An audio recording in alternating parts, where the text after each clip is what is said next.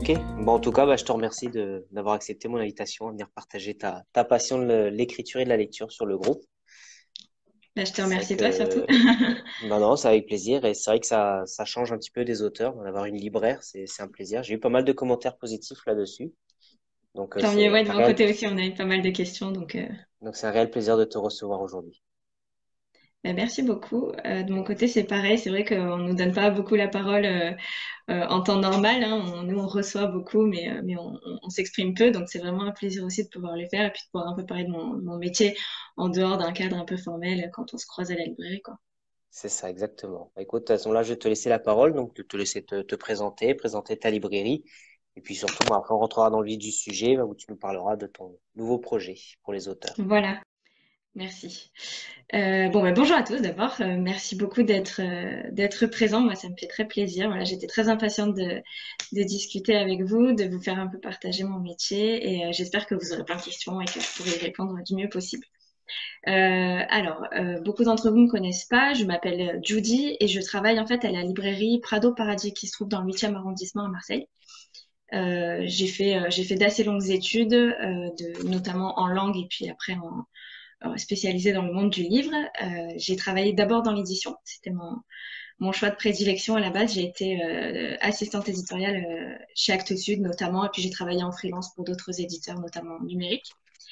Et ça fait 2 ans maintenant que je suis à la librairie. Alors j'avais déjà eu pas mal d'expérience, mais je suis à la librairie depuis 2 ans. Je suis passée responsable assez vite et donc je m'occupe du rayon littérature essentiellement. Voilà pour moi, hein, c'est déjà pas mal. Ce que je peux vous dire sur la librairie, alors il y en a peut-être pas mal d'entre vous qui connaissent la librairie, hein. Je vois qu'il y a beaucoup de Marseillais sur ce groupe.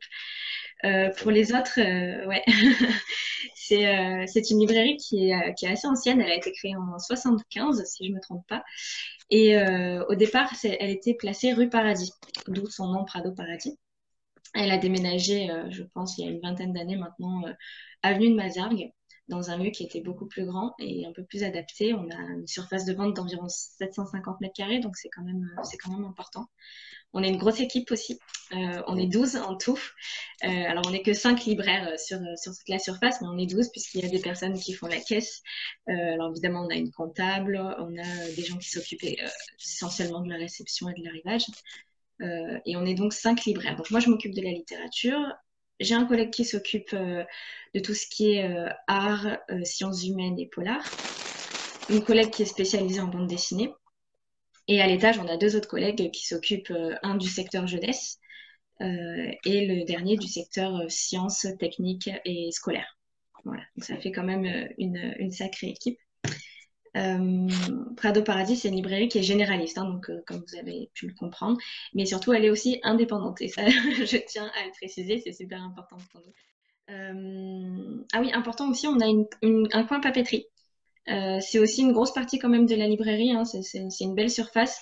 Ça nous permet de faire pas mal de scolaires aux rentrées, etc. Et puis le reste du temps, de proposer quelque chose d'un petit peu différent, des jolis carnets, du cadeau, des belles marques comme Dupont, etc. Donc ça, c'est quelque chose qui nous permet voilà, d'ajouter un petit plus à la librairie. Dominique qui dit que c'est une très belle librairie, qu'elle confirme. C'est vrai que j'aime bien y passer Bah, c'est régulièrement. gentil. Même si j'ai rien Ouais, ouais, acheté, ouais. juste aller me promener dans les rayons, j'aime bien. C'est vrai que l'équipe est Oui, c'est vrai que sympathique, donc ouais, comme c'est vrai que c'est grand, il y a de la place, donc c'est vraiment pratique pour juste pour flâner, voilà, même pas comme tu dis pour acheter des livres, ah mais oui, juste pour profiter d'un bon moment, un temps de discussion si on s'il y a pas trop de monde. exactement. Et non, non, vraiment, c'est les gens en général trouvent ça agréable. On avait aménagé l'année dernière un petit coin avec une table et des petits canapés pour que les gens puissent se poser un petit peu et discuter. Mm, Bon, là, on a dû l'enlever puisqu'on n'a plus l'autorisation de exactement, laisser s'installer j'imagine. le public en cette période. Mais oui, c'est vrai que Et c'est justement, comment agréable. ça se passe? Parce que j'ai vu sur plus d'autres posts la publication des questions comme ça. Comment ça se passe justement Ouais. l'accueil en ce moment? En ce moment, c'est assez complexe. En fait, ce qui a été compliqué, c'est que pendant longtemps, on n'a pas su exactement ce qu'on allait avoir le droit de faire ou pas faire. On est resté très longtemps dans le flou. Dès qu'on a eu l'autorisation en fait du ministre de l'économie de rouvrir pour faire du retrait en magasin, on l'a fait. Donc là, c'était assez complexe à mettre en place parce que les gens n'avaient pas le droit de rentrer dans la librairie. C'était uniquement enfin, vraiment à l'entrée. Donc on préparait les commandes, etc. Et depuis la réouverture, il a fallu qu'on réorganise l'ensemble de l'espace. Donc en fait, on a instauré un sens de circulation dans la librairie. Donc on a déplacé des rayons, des tables entières. Donc on perd un petit peu de cohérence parfois sur les rayons. Par contre, on gagne vraiment en lisibilité et en espace pour que les gens voilà, ne se croisent pas, ne soient pas trop proches les uns des autres. Le masque n'est pas obligatoire, mais fortement conseillé, comme dans n'importe Ouais. quel commerce. Voilà, c'est très très important pour nous. On est exposé toute la journée, voilà, de la clientèle, donc c'est important. On a du gel aussi un peu partout dans la librairie. En dehors de ça, l'accueil se fait tout à fait normalement. Vous pouvez toujours commander des livres, on peut toujours discuter, on fait toujours du conseil C'est l'essentiel. on accueille voilà, les gens avec plaisir. C'était juste, voilà, au départ un petit peu compliqué à mettre en place. Les gens ont pas mal de questions, ils nous appellent souvent pour savoir avant de venir s'il y a des règles particulières à suivre. Et ça se passe très très bien. D'accord, ok. Il y a une première question de Christine Faure qui demande comment se fait les choix des livres que vous proposez. Merci Christine. C'est une question hyper importante qui revient souvent quand j'en parle. Alors la première chose, c'est que nous travaillons avec des représentants d'éditeurs. Ces représentants, en fait, viennent nous proposer tous les mois à peu près les prochaines sorties des éditeurs pour lesquels ils travaillent. Donc, ils ont des catalogues parfois d'un seul éditeur, parfois de plusieurs, ça dépend un peu de la grosseur de la structure. Et ces représentants viennent nous présenter les nouveautés. Ils nous expliquent un petit peu les enjeux commerciaux, etc. Ils nous font un petit résumé sur le livre, ils nous parlent de l'auteur s'il y a effectivement quelque chose à dire, si on ne le connaît pas, etc. Et en fait, on choisit donc à ce moment-là, donc faut dire 3 mois en avance à peu près, les livres qu'on va recevoir en magasin au moment de leur sortie. Donc non seulement on choisit quel livre et on choisit la quantité. C'est hyper important, c'est hyper décisif parce que du coup, il faut avoir un regard voilà, sur les 3 mois qui viennent, se rappeler de ce qui va sortir, dans quelle proportion. Et en fait, ce sont ces représentants-là qui sont notre interlocuteur voilà, privilégié par rapport aux éditeurs. Comment on fait le choix? Après, ça dépend de l'importance de l'auteur, ça dépend du sujet du livre, ça dépend aussi des ventes précédentes. Si on a un auteur qui a très très bien vendu la fois précédente, on se permet d'en prendre un petit peu plus quand le livre arrive. Ça dépend aussi de la sensibilité de chacun. Il y a des thématiques ou des livres, des auteurs parfois qui vont me plaire plus que d'autres, que je vais avoir envie de pousser, ou au contraire que je vais avoir envie de mettre un petit peu de côté en me disant il faut que j'ai le livre, mais bon, j'ai pas spécialement envie de le mettre en avant. Voilà, c'est un choix un peu subjectif. Voilà, on a quelque chose de très formel au départ, avec un résumé, des enjeux commerciaux, des chiffres de vente, etc. Et puis après, puis vient voilà l'aspect un peu subjectif, le choix du libraire. Alors, dans une librairie comme Prado, moi, au rayon littérature, le choix est relativement simple. Hein. J'ai beaucoup de place, j'ai quand même du stock, ce qui me permet de prendre, on va dire, pas tous les livres qui sortent, mais 90% des livres qu'on me propose.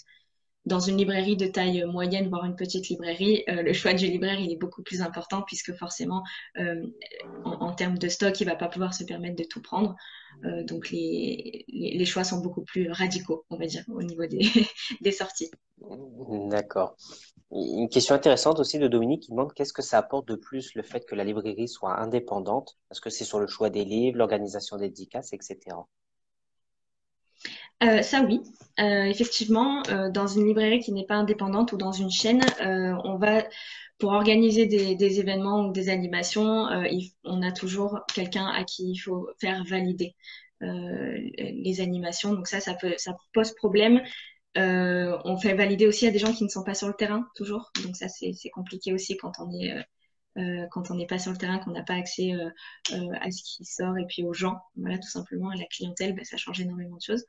Le fait d'être indépendant, ça me permet effectivement moi de faire des choix euh, en toute euh, en toute légitimité et en accord avec moi-même, c'est-à-dire que je n'ai pas soit d'éditeur, soit de structure au-dessus de moi qui me demande de faire plus de ceci ou plus de cela. Voilà, je pense à des librairies qui sont détenues par des éditeurs, et bien ils vont devoir mettre en avant ce fond, ce qui est tout à fait normal, mais pour moi, du coup, c'est pas une obligation et c'est hyper important. Ouais, ça vous apporte une certaine liberté, quoi. Une liberté de choix, une liberté d'action. Et puis aussi la possibilité de donner l'image qu'on a envie de donner, voilà, de pas avoir quelque chose de standardisé ou de décider par quelqu'un d'autre. C'est l'image de la librairie finalement, c'est nous libraires, voilà, qui sommes là tout le temps. D'accord. Et justement, comment vous mettez en avant un livre plutôt qu'un autre? Est-ce que c'est en fonction de la demande, du plaisir? Alors ça dépend. Alors nous, on a pas mal de tables en fait qui nous permettent de mettre les livres en avant. Évidemment, les sorties les plus importantes qui vont avoir un enjeu commercial pour les éditeurs et pour nous, évidemment, on va essayer de les mettre en avant. Après, il y a des éditeurs que moi j'apprécie particulièrement, que je prends pas en très grosse quantité parce que j'en vends pas beaucoup, mais que j'ai envie de rendre visible. À ce moment-là, je peux exactement voilà le mettre sur la table. Ça peut être aussi parce qu'il se passe quelque chose voilà dans l'actualité. Ça peut être de se dire ben voilà on a parlé de ça, ce serait peut-être bien que les gens voient qu'on a ce livre-là. Ça peut être un auteur en particulier. Ça peut être aussi parce qu'on va faire une animation, une rencontre et que j'ai envie que l'auteur qu'on va recevoir soit un petit peu mis en avant la semaine ou les 2 semaines avant. Donc voilà, et ça tourne beaucoup. Hein. Les tables, on essaye de les changer régulièrement. Évidemment, il y a des intemporels, hein. Il y a des choses qu'on va peut-être garder 2, 3 mois, et puis il y a des choses qui vont rester que quelques semaines, et puis ça tourne. D'accord, ok. Est-ce que vous avez des contacts avec des petites maisons d'édition directement, voire des auteurs en auto-édition? Alors, pour les petites maisons d'édition, oui, effectivement. Alors, pour les grosses maisons d'édition, comme je le disais, il y a des représentants qui viennent. On est rarement en contact avec les éditeurs. De temps en temps, on peut être en contact avec les personnes qui s'occupent des relations libraires ou des relations presse, quand il y a des animations, quand il y a des choses en particulier, mais rarement les éditeurs, même s'il arrive qu'on les connaisse ou qu'on les ait déjà vus à des rendez-vous, des choses comme ça. Pour les maisons d'édition, eux, les petites maisons n'ont pas toujours de représentants. Ou alors, leur catalogue est noyé au milieu de tout un tas d'autres catalogues et donc du coup, ils ressortent pas forcément du lot. Donc ça leur arrive très souvent et de plus en plus d'ailleurs de venir nous voir directement en librairie, de nous appeler, de nous dire voilà, est-ce qu'on pourrait déjeuner ou est-ce qu'on pourrait prendre rendez-vous, etc. pour que je vienne vous présenter les dernières sorties. Et à ce moment-là, c'est souvent l'éditeur directement qui vient et qui nous parle de sa maison, qui nous parle de ses projets, de ses livres, etc. Et c'est vraiment quelque chose que moi, personnellement, j'aime beaucoup. Parce qu'on met un visage sur une personne, on découvre, voilà, on peut poser des questions, c'est ben, un peu voilà, comme dans d'autres cas, mais c'est vraiment hyper, hyper agréable. Et c'est évidemment, donc ça l'est moins avec les grosses structures. Et pour ce qui est des auteurs en auto-édition, donc là c'est bien parce qu'on commence à toucher du doigt ce dont j'avais envie de parler. Oui, c'est compliqué les auteurs auto-édités et la librairie. Euh, J'en ai moi régulièrement qui viennent à la librairie et même plutôt très souvent, je dirais presque une fois par semaine. J'ai un auteur qui vient me présenter un livre qu'il a fait. Ou parfois c'est par mail aussi ou par téléphone. On me pose des questions, on me demande si on prend des dépôts, on me demande si on fait des animations avec les auteurs auto-édités, des choses comme ça. Donc ça arrive très souvent qu'on soit en contact avec eux. Euh, on se comprend pas toujours très très bien, mais en tout cas, on essaye vraiment de discuter pour essayer de comprendre quel est le projet de l'auteur et puis quelle est la possibilité qu'on a en librairie. Donc oui, on est en contact avec eux. Après, c'est vrai que euh, on n'a pas la possibilité souvent, enfin c'est ces deux mondes en fait qui sont vraiment côte à côte, mais qui ont du mal à communiquer. On n'est pas, voilà, il y a des salons d'auteurs indépendants. Du coup, les libraires sont pas au courant. Et puis, il y a des libraires qui acceptent les dépôts d'auteurs, mais c'est pas toujours pertinent ou c'est pas toujours fait avec beaucoup d'envie. Donc, c'est vrai que c'est deux mondes un peu complexes, mais je fais ce qu'il faut pour essayer de rassembler tout ça. Bah justement, si tu peux nous parler de ton projet, on est sur le cœur justement de l'auto-édition. Oui, puisqu'on y est, c'est une très bonne idée. Donc, comme je vous le disais, moi, mon cœur de métier à la base, c'est quand même l'édition. J'ai travaillé pendant quelques années comme assistante éditoriale et c'est quelque chose qui m'est resté malgré le fait que j'aime beaucoup travailler en librairie et que c'est vraiment un plaisir à chaque jour d'aller au travail. J'ai décidé en début d'année, après moult et moult réflexions, discussions avec des auteurs, etc., de créer mon entreprise d'accompagnement qui s'appelle Horizon Coaching et qui me permet en fait d'aider les auteurs à assumer d'abord ce qu'ils ont écrit, assumer leur envie de publier aussi, parce qu'il y a souvent voilà, un fossé aussi entre le moment où on écrit et le moment où on veut publier, et surtout les aider dans ce chemin de l'auto-édition, les aider à prendre les bonnes décisions, les aider à avoir des contacts, leur expliquer comment ça fonctionne à chaque étape et leur donner la possibilité d'aller en librairie, de convaincre des libraires, d'apprendre voilà, à leur parler, à s'intéresser, etc. Donc ça, c'est ce que je propose aujourd'hui. C'est un accompagnement qui va de la fin du manuscrit de l'auteur, c'est-à-dire une fois qu'il l'a écrit et qu'il commence les démarches pour le publier, jusqu'à une première signature en librairie, une fois que le livre a été publié, commercialisé. Je l'accompagne tout ce temps-là. Il n'y a pas de temps défini. On va dire que ça va en général pour publier un livre de 4 à 8 mois en moyenne. Ça dépend de l'implication de l'auteur et du temps aussi qu'il y consacre, évidemment. C'est un projet qui me tient beaucoup à cœur parce que les auteurs auto-édités, je sais que parmi eux, il y a des perles et j'en ai lu des textes et je me dis, mais c'est incroyable qu'on puisse pas diffuser ces textes-là. Et malheureusement, il y a aussi, c'est normal, un manque de compétences dans certains domaines parce qu'on ne peut pas être excellent partout. Et on a beau avoir écrit quelque chose de formidable, eh ben, on n'est pas forcément le juge suffisamment sévère pour aller regarder la couverture ou la quatrième d'ailleurs, ou même ne serait-ce que pour savoir comment on s'adresse à un libraire pour essayer de le convaincre. Et moi, voilà, c'est tout ça que j'ai envie de faire.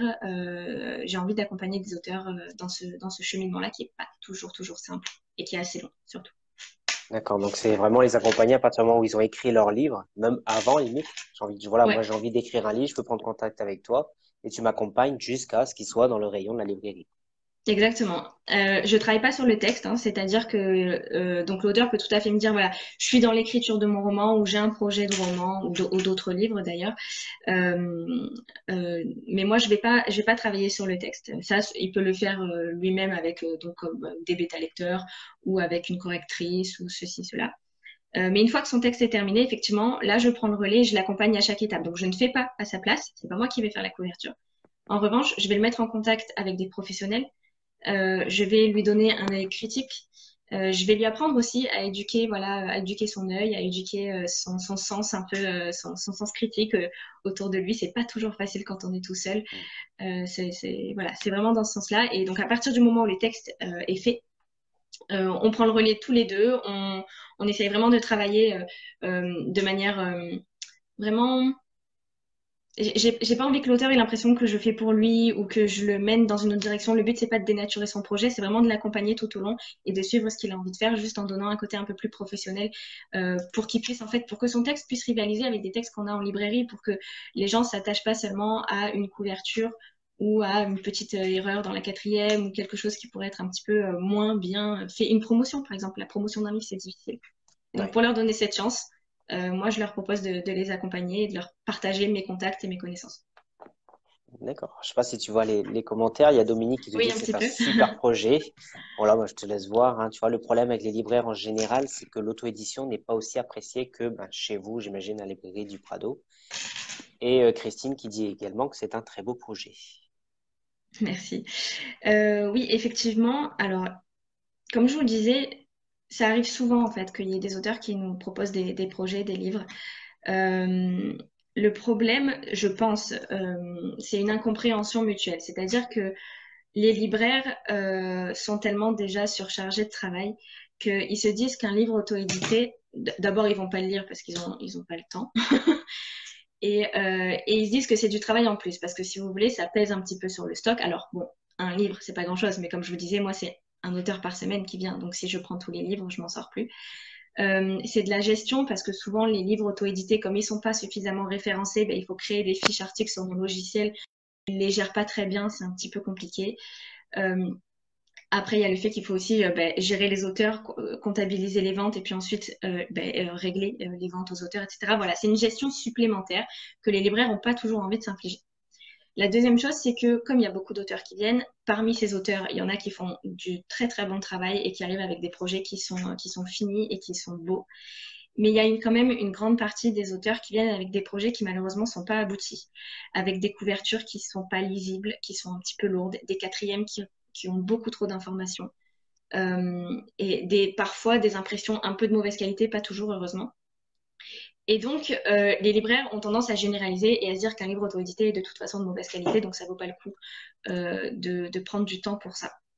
Et puis de l'autre côté, les auteurs auto-édités, je pense, ont l'impression parfois que c'est de la mauvaise volonté, de la mauvaise foi aussi. Voilà, c'est un peu il y a une incompréhension totale.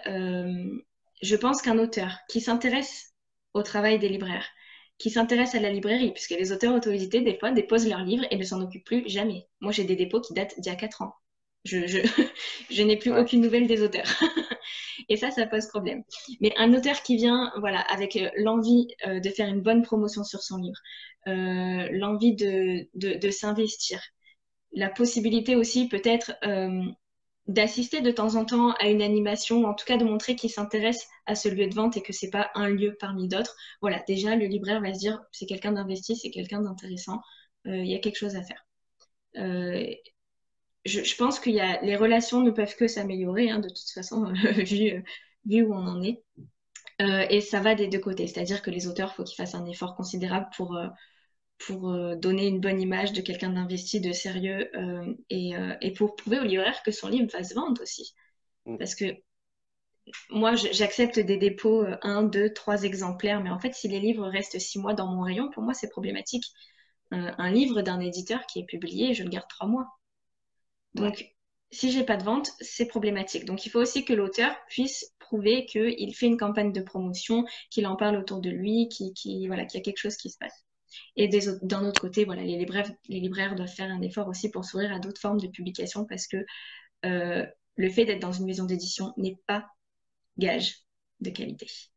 Il y a des livres qui sont publiés par des maisons d'édition et qui ne sont pas toujours des meilleurs. Oui, bon, heureusement encore, hein, parce que Heureusement. d'accord. Et donc là, c'est-à-dire qu'en fait, un auteur qui veut prendre contact avec toi, il peut directement, il se présente à la librairie. Non, j'imagine qu'il peut prendre directement sur le site ou. Alors, j'ai un site internet, effectivement, qui s'appelle horizon-coaching.com. On peut tout à fait me contacter par mon site, par mail, par Facebook, par Instagram, par tous les réseaux possibles et imaginables que j'ai lancés. Mon activité d'accompagnement n'est pas liée à mon activité de libraire. C'est-à-dire que je ne garantis pas que les signatures que je vais avoir vont être à la librairie Prado Paradis, que les auteurs vont être des auteurs marseillais qui vont être mis en avant à la librairie. Bien faire la distinction entre les deux. Euh, par contre, effectivement, à la librairie, on peut en parler. Si vous passez à la librairie, que vous êtes auteur, que vous avez un projet, je suis tout à fait ouverte à la discussion. Au contraire, c'est un lieu de rencontre, c'est un lieu de discussion, donc il ne faut pas hésiter. Voilà, c'est juste que la librairie, par contre, voilà, n'a aucune responsabilité dans l'accompagnement que je propose. D'accord. Et justement, comment vous attendez qu'un auteur présente son livre? À un libraire? Oui. Ou même, voilà, quand euh, tu dis, voilà, il faut que l'auteur fasse la promotion de son livre aussi de son côté. Qu'est-ce que c'est pour toi faire la promotion de son livre? alors, il y a des choses très basiques, hein, un site internet, des réseaux sociaux, quelque chose de. Il faut que les auteurs soient vraiment actifs et qu'ils soient totalement investis dans leur projet. Donc il faut en parler, en reparler. De toute façon, il faut pas avoir peur de saouler les gens avec notre livre. Hein. Il faut en parler tout le temps et sur tous les moyens possibles. Si possible, évidemment, envoyer des communiqués de presse, des choses comme ça. On a des petits journaux sur Marseille qui suivent quelques auteurs. J'en vois passer de temps en temps, ça c'est hyper important.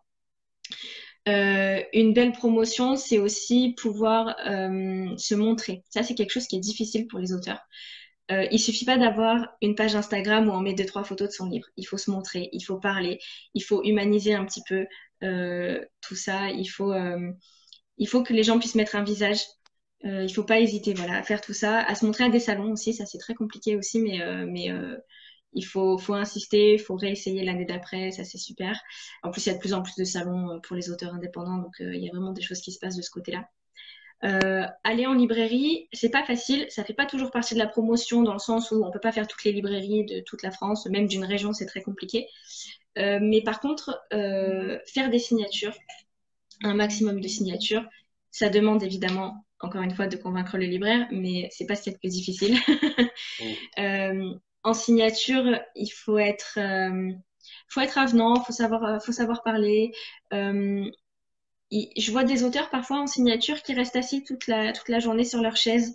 Faut être debout, faut marcher, faut aller chercher le client, faut les intéresser. La promo, c'est aussi peut-être des marque-pages, des choses comme ça, des choses qu'on peut offrir aux gens voilà, pour qu'ils aient un souvenir, quelque chose, qu'ils se disent ah oui c'est vrai j'ai vu ça un jour ou j'ai vu passer ça, je vais aller me renseigner. Voilà. La promotion c'est très compliqué, il y a énormément de choses à faire. On peut faire des lancements, on peut faire des soirées de lancement voilà pour le livre qui sort, ça c'est génial, inviter les gens. Enfin voilà, il y a une Ouais, infinité de ça, choses qu'on peut faire. C'est une question d'organisation, c'est une question d'avoir envie de se montrer et ça, c'est quelque chose qu'il faut travailler, c'est pas toujours facile. Exactement. Et tu travailleras avec tous les auteurs de toute la France, c'est pas uniquement sur Marseille et ses environs. Exactement. Alors, le principe, c'est que, évidemment, si c'est des auteurs qui sont dans la région, et notamment sur Marseille, l'avantage, c'est que je peux me déplacer, on peut avoir des rendez-vous, voilà, euh, de visu, et ça, c'est super important, voilà, pour faire avancer un projet. Mais l'intérêt, c'est que je travaille moi déjà beaucoup par visio et par téléphone. Et c'est quelque chose qui est totalement faisable puisqu'encore une fois, je travaille pas sur la matière, je travaille pas moi-même sur le livre. C'est vraiment un échange qui se fait continuellement. Donc, je peux totalement travailler en visio ou par téléphone avec des gens. Donc, je me suis pas du tout fermée à l'idée que ce soit des auteurs de la région ou d'ailleurs en France. Moi, je suis hyper ouverte et j'ai envie, voilà, j'ai plein de possibilités de projets. Euh, Là, j'ai une institutrice qui m'a contactée, qui est, je crois, du côté de Nîmes, qui voulait faire un livre pédagogique pour les élèves de CP, si je ne me trompe pas. Et puis, il y a un auteur qui est dans les Alpes aussi, dans les Alpes de Haute-Provence, un auteur québécois qui a écrit un livre en langue anglaise et qui a écrit un livre en langue française. Donc, du coup, voilà, comme le D'accord. système est totalement différent, il y a eu pas mal de questions. Donc, c'est pas encore fait, mais les idées sont là. Donc, vous voyez, c'est pas Marseille, quoi. Ouais, j'imagine bien. Et tu travailles en collaboration avec d'autres librairies ou pas? Sur ce projet-là, Oui. oui, pour ce qui est les signatures, en fait. C'est-à-dire que un auteur qui me contacte et qui est de la région lyonnaise, par exemple, je vais pouvoir appeler mon collègue qui travaille à Lyon, lui proposer cette signature et du coup avoir peut-être un impact un petit peu différent aussi. Bien sûr, je vais faire appel à mes collègues, que ce soit d'ailleurs dans l'édition, dans les correcteurs, parce que j'ai pas mal de contacts chez les correcteurs aussi, des graphistes, des illustrateurs. Et puis évidemment des libraires ailleurs en France pour pouvoir faire des petites animations en fonction des possibilités de l'auteur. D'accord. Donc, si j'ai compris, tu as eu pas mal de demandes là déjà. J'ai eu quelques demandes, alors j'ai eu beaucoup de questions surtout sur le fonctionnement. Voilà justement comment ça se passe, combien de temps ça dure, est-ce qu'on se voit toutes les semaines. Alors il n'y a rien de fixe, ça dépend vraiment de l'auteur, ça dépend de la relation qu'on va avoir, de la manière dont il a envie de s'impliquer, de son emploi du temps. Beaucoup de questions là-dessus. Et effectivement, voilà, des débuts de projets qui commencent, voilà, qui commencent à pointer leur nez, et puis des gens qui jusque-là n'en avaient pas vraiment parlé, qui se disent tout à coup que bah, ce serait peut-être pas mal de se lancer, quoi. Bien sûr. Mais en tout cas, je sais pas si tu vois, donc il y a Marie et Dominique ont partagé le lien de ton site, Oui, horizon-coaching.com. merci. Ouais, j'ai vu effectivement, il y a bien le tiré, hein. Excusez-moi, je l'ai peut-être dit un peu vite tout à l'heure. Tu vois, Dominique, il dit de très bonnes idées. Je dis, oui, vous êtes très passionné, c'est super. Merci. Effectivement, ouais, Voilà. c'est quelque chose qui est hyper important et quand on est auteur aussi, de temps en temps, il y a des petits coups de mou, des petits coups de blues parce que c'est très difficile et c'est aussi de ça que j'ai envie d'apporter, c'est un soutien moral, voilà, pour rebooster un petit peu tout ça, c'est travailler aussi sur soi, hein, travailler sur sa capacité à rebondir, voilà, sur tous les petits blocages qu'on a au fur et à mesure, voilà, dans un projet. C'est un projet éditorial, mais ça peut être dans d'autres projets, mais il y a toujours des petits blocages voilà, qui arrivent. Et la passion, effectivement, c'est quelque chose qui permet de dépasser tout ça. Et c'est ce que j'ai envie de transmettre aussi. D'accord. Et c'est des auteurs de tout style d'écriture ou tu te spécialises plutôt dans un style en particulier? Alors, j'ai effectivement, comme beaucoup, mes petites préférences, mais je suis ouverte à tout. Vous voyez, le livre pour les élèves de CP, par Pour les exemple, CP, ouais. C'est c'est pour pas ça que je du posais tout, la a question, priori. Ouais, justement. ouais. Non, je suis pas du tout fermée au style de roman, alors que ce soit d'ailleurs du roman, que ce soit même des livres de cuisine, que ce soit des guides, que ce soit tout et n'importe quoi. Je suis pas du tout fermée là-dessus. Alors évidemment, moi je suis libraire littérature, donc les romans c'est plutôt mon truc, mais non, je suis pas du tout fermée. Et au contraire, je crois que c'est aussi très enrichissant de travailler sur d'autres formes de livres, notamment des livres illustrés qui sont très compliqués, très complexes à faire, et c'est hyper intéressant. Donc non, je suis pas du tout fermée. D'accord, ok. Alors là, je vois qu'il n'y a plus de questions pour le moment. Et qu'en fait, voilà, qu'est-ce que tu as envie de dire justement aux auteurs auto-édités bon, qui sont peut-être pas encore là sur la vidéo, mais qui justement la regarderont plus tard pour prendre contact avec toi? Le petit mot, Ouais. Le petit mot de la fin. non, non, Non, pas ce que j'en... forcément le mot de la fin, hein, mais le petit truc, voilà, le petit déclic que tu as envie de leur dire pour qu'ils viennent vers toi. Bah, la chose principale, c'est oser. Quand on est auteur et édité, ça veut dire qu'on est souvent dans un cheminement très solitaire. que ce soit dans l'écriture évidemment, et puis que ce soit ensuite dans la publication. Il faut oser, il faut avoir confiance en soi, il faut avoir envie de donner le meilleur pour son livre. Ça demande de donner le meilleur, ça demande un investissement. On peut pas se permettre de faire soi-même la couverture quand on n'est pas graphiste. On peut pas se permettre de faire soi-même la correction quand on n'est pas correcteur. Alors, même si on écrit très bien et qu'on a des très bonnes orthographes, ça suffit pas. Il faut savoir investir pour donner une chance à son livre, pour que ce livre puisse sortir du lot, mais sortir du lot dans le bon sens du terme, c'est-à-dire être à la hauteur en fait de tous ceux qu'on peut trouver sur Internet et en librairie. Parce que ce qui se passe, c'est que si on n'investit pas sur son livre, il se retrouve noyé dans la masse. En librairie, c'est à peu près 200 livres qui sortent tous les mois. Sur Internet, je vous en parle même pas. Un seul mauvais commentaire sur la couverture ou sur le texte ou sur la correction, une faute d'orthographe à la première page, ça tue un livre. Vous l'avez sacrifié. Donc, le conseil que j'ai envie de donner à ces auteurs, c'est vraiment, une fois qu'ils se sont décidés, une fois qu'ils ont dit, OK, l'auto-édition, c'est pour moi, c'est d'investir sur leur livre, de faire quelque chose de qualité. Il y aura un retour sur investissement si le livre est bien fait. Et la deuxième chose que je peux dire, c'est que il ne faut pas aller vers l'auto-édition par défaut. Parce qu'on voulait être édité par une maison d'édition et que ça n'a pas marché. Parce que on trouve que c'est plus facile. Parce que on a envie, je sais pas, de faire soi-même. Juste de faire soi-même, ça suffit pas. Il faut être convaincu que l'auto-édition, c'est un chemin pour nous. Parce que ça demande du temps, ça demande de l'investissement, ça demande beaucoup de passion et il faut pas y aller par défaut. C'est plus compliqué, mais c'est beaucoup plus enrichissant. Et il faut y aller vraiment avec tout ce bagage-là, se dire que c'est pas parce qu'une maison d'édition nous a refusé que on va faire de l'auto-édition parce qu'il faut bien que le livre sorte. Non. Il faut y aller parce qu'on est convaincu que c'est le bon chemin. C'est vrai que beaucoup d'auteurs, je l'entends, hein, en fait, se lancent dans l'auto-édition parce qu'enfin là, ils sont libres, ils font ce qu'ils veulent, ils n'ont pas de contraintes, ils font vraiment tout eux-mêmes de A à Z, quoi. Alors, il y en a qui probablement ont toutes les compétences requises pour le faire, et tant mieux, mais la grande majorité, en fait, se noie là-dedans, parce que tout faire tout seul, c'est extrêmement difficile. Dans une maison d'édition, il n'y a pas une personne qui fait le livre, quoi. Il y a 2, 3, 4, 5 personnes qui travaillent sur un même livre. C'est très difficile, et je crois que vouloir faire tout seul, c'est une bonne chose, parce que ça demande aussi un esprit d'entreprendre, un esprit voilà, un peu combatif, mais il faut savoir s'entourer. Un projet, quel qu'il soit, un gros projet comme ça, un livre, c'est un projet de vie, c'est plusieurs mois, voire plusieurs années d'écriture, voilà. Il faut savoir s'entourer des bonnes personnes. Et, euh, et vouloir faire seul, c'est très bien, parce qu'on apprend énormément. Mais il faut savoir demander de l'aide quand il faut, et au bon moment, au bon endroit. Voilà. Ouais, c'est souvent de franchir le pas, de demander de l'aide en disant, oh, mais non, c'est une C'est question ça. bête. Oui, exactement. Alors oui, ça c'est aussi c'est hyper important. Il n'y a jamais de questions bêtes. J'ai un auteur la dernière fois qui me dit oui, voilà, le problème c'est que j'ai fait corriger mon texte par une correctrice, mais je suis embêtée parce que maintenant que je l'envoie à des éditeurs, ils vont me demander une deuxième correction.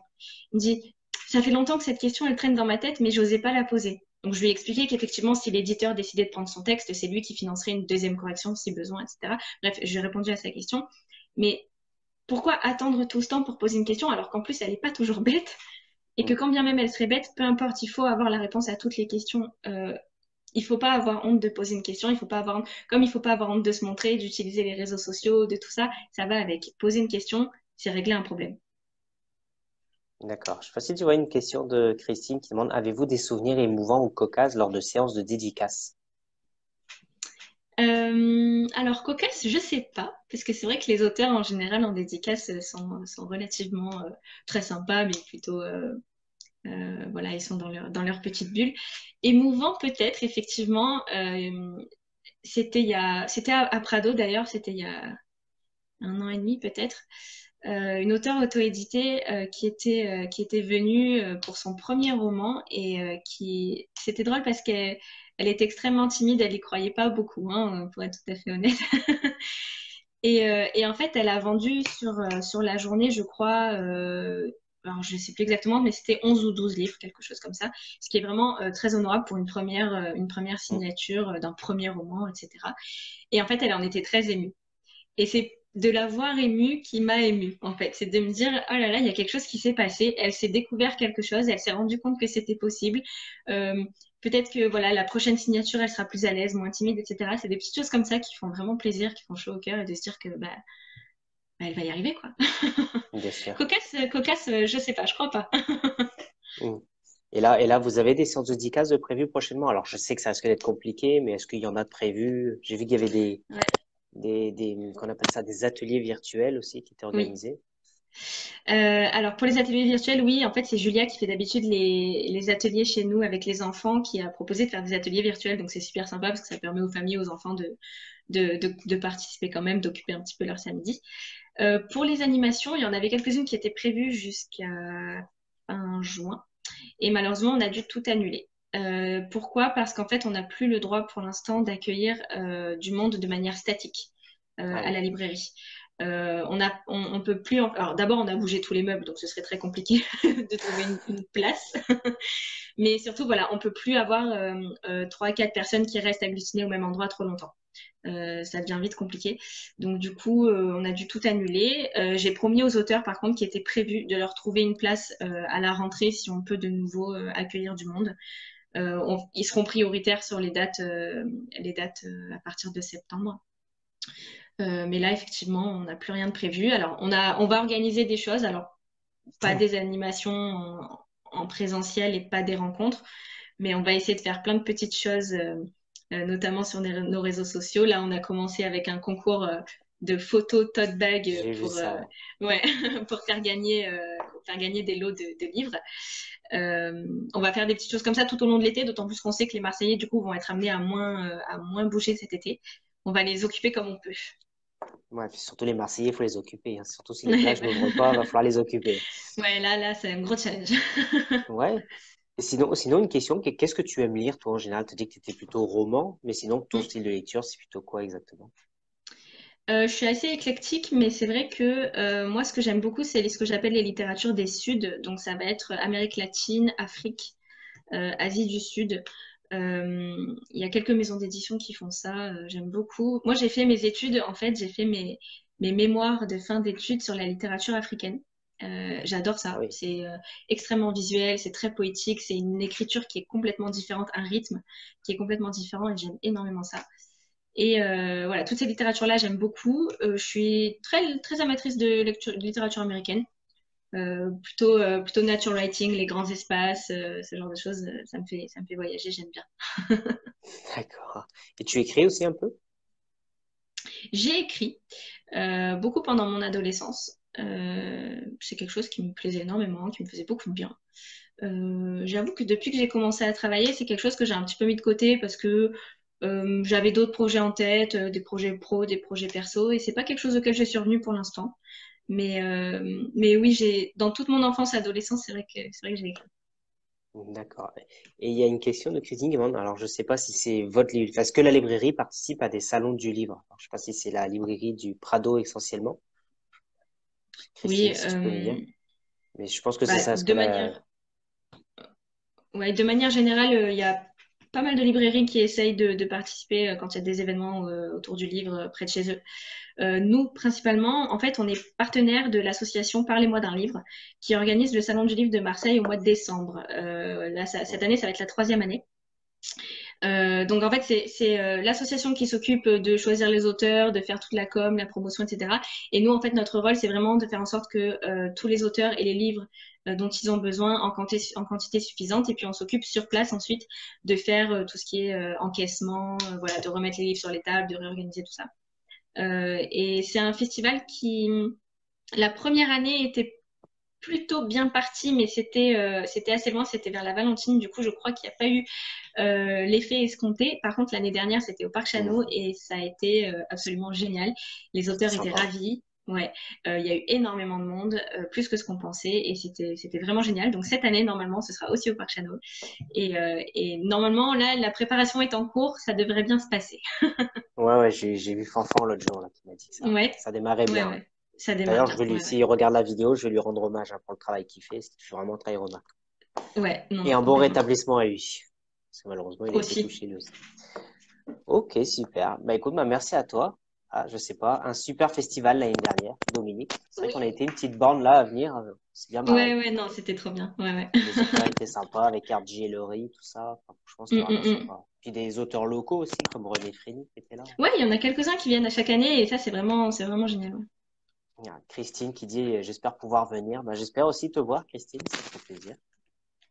Ah, on va bien trouver un petit moment sur 2 ou 3 jours de salon pour venir. Ouais, est-ce que c'est du 5 au 7, je crois, c'est ça, hein? Ouais, c'est Ouais, ça, du ouais. 5 au 7. Ok, super. Mais écoute, je sais pas si tu as quelque chose à rajouter, s'il y a d'autres questions.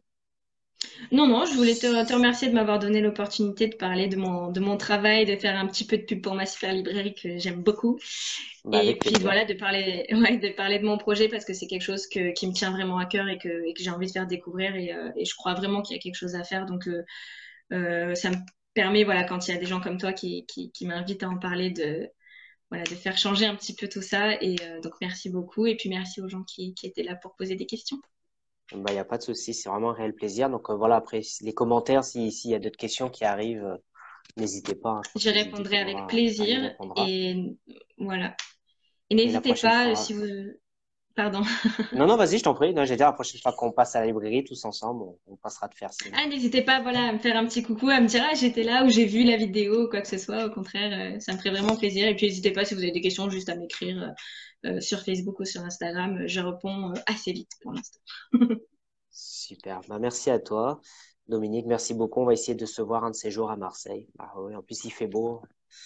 Ah oui, là. Donc, bah, merci en tout cas. Bon courage Il n'y a pas dans de ton quoi. projet. Et puis, bah, si tu as Merci. besoin, n'hésite pas. Tu sais qu'on est là. Merci beaucoup. Hein? Allez, je vous souhaite un bon week-end pour ceux qui le sont. Et puis, bah, à bientôt. À bientôt. Et faites attention surtout à la librairie. Ouais. Ok. Bon, allez, bam. À bientôt. Merci. Ciao, ciao.